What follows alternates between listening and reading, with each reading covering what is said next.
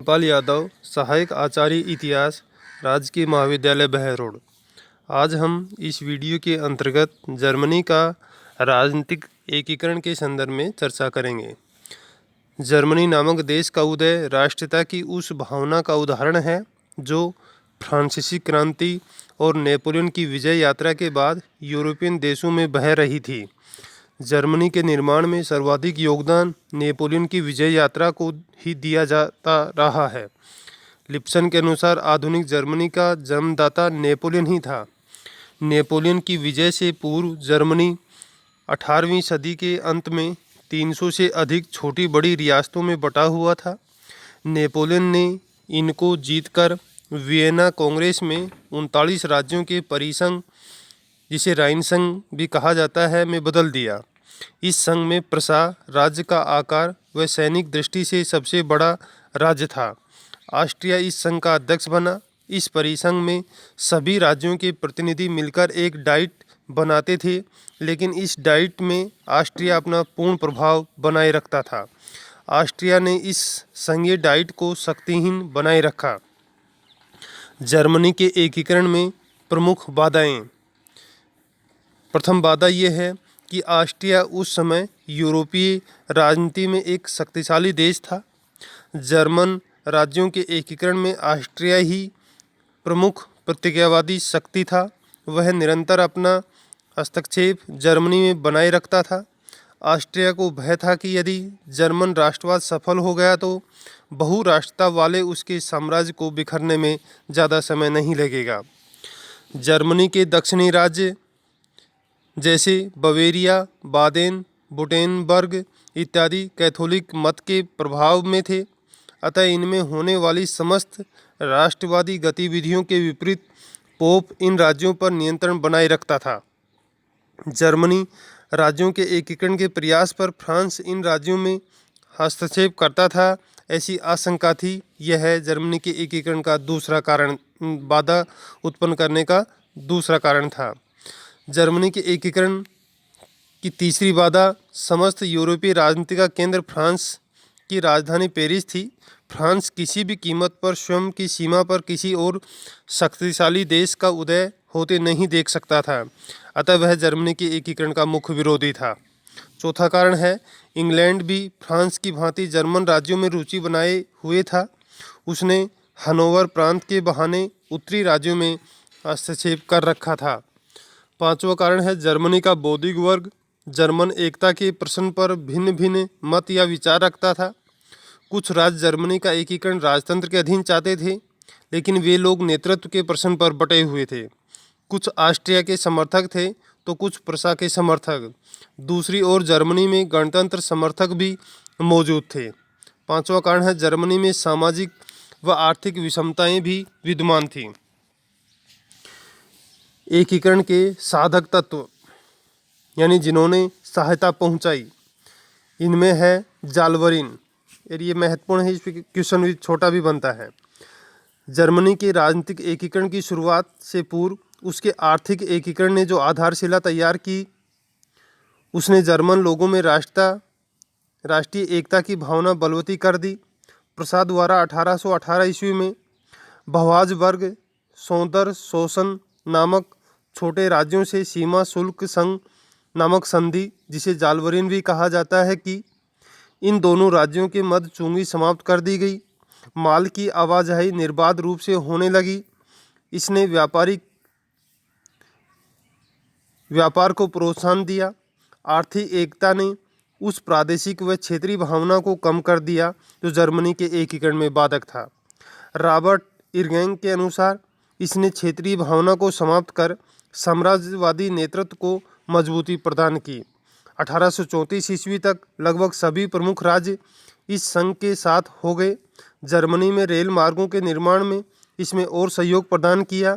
Sir Frederick list ने आर्थिक एकता के लिए निःशुल्क व्यापारिक मार्गों पर जोर दिया।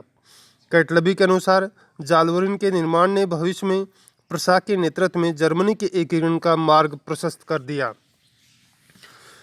बौद्धिक आंदोलन किसी भी राष्ट्र के निर्माण में वहाँ के दार्शनिकों, इतिहासकारों, साहित्यकारों एवं कवियों का महत्वपूर्ण योगदान रहता है। लिप्टे, ईगन, डालमैन हार्डेनबर्ग, हेंटिंग, हाइन इत्यादि दार्शनिकों ने जर्मन आंदोलन को सर्वश्रेष्ठ होने की संज्ञा दी। जर्मन जाति में आर्य अर्थात सर्वश्रेष्ठ मनुष्य की भावना भर दी। फिक्टे ने जर्मनी में फ्रांस विरोधी विचारों को उचित दिशा देते हुए उसमें राष्ट्रता की भावना भर दी। जर्मनी के जेना विश्वविद्यालय में 1815 ईस्वी में बर्सेनशेफ्ट नामक देशभक्त संगठन का निर्माण किया गया। इस संगठन ने जर्मन देशवासियों के नैतिक उत्थान पर जोर दिया। इस संस्था ने देशवासियों में न्याय, स्वतंत्रता एवं एकता की भावना भर दी। औद्योगिक प्रगति के लिए आवश्यक कोयला और लोहा जर्मनी के हर क्षेत्र में प्रचुर मात्रा में विद्यमान था। यही दोनों आज भी प्रत्येक उद्योग की आधारशिला माने जाते हैं। इन संसाधनों ने जर्मनी में औद्योगिक क्रांति की शुरुआत कर दी। परिवहन के लिए रेल मार्गों का निर्माण किया। प्रसा और भवान बर्गनर के मध्य जालवरिन की संधि में प्रसा को यूरोप के अग्रणी औद्योगिक नगरों में ला खड़ा किया। इस औद्योगिक प्रगति में उस व्यापारिक वर्ग को जन्म दिया जो अब जर्मनी के एकीकरण में ही स्वयं लाभ देख रहा था। वे चाहते थे कि जर्मनी में व्यापार निर्बाध रूप से हो। जालवरिन के माध्यम से जो आर्थिक एकीकरण की शुरुआत हुई वह रेल मार्गों के माध्यम से शीघ्र ही जर्मनी के दूसरे छोटे छोटे राज्यों में पहुंच गई। उधर ऑस्ट्रिया लगातार होने वाले युद्धों और पुराने व्यापारिक नियमों के एकाधिकार और गिल्ड प्रथा के कारण आर्थिक संकट की ओर जा रहा था। जर्मनी के एकीकरण में जो सबसे मुख्य योगदान दिया है वह बिस्मार्क था। प्रसा का सम्राट विलियम प्रथम सुलझे विचारों का दृढ़ निश्चयी व्यक्ति था। उसमें व्यक्तियों को परखने की क्षमता थी।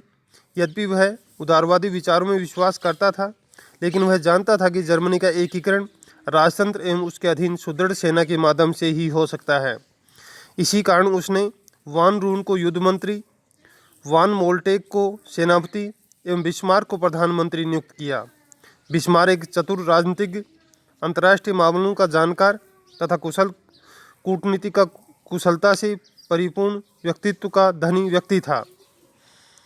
बिस्मार्क ने कहा था, मैं आपके साथ यानी विलियम प्रथम, मैं आपके साथ ही नष्ट हो जाना स्वीकार करूंगा, किंतु संसदीय सरकार के विरुद्ध संघर्ष में श्रीमान का साथ कभी नहीं छोड़ूंगा। बिस्मार्क का मानना था कि 1848-49 ईस्वी तक का जो समय राष्ट्रवादियों ने वाद विवाद में समाप्त कर दिया था वह उनकी भूल थी।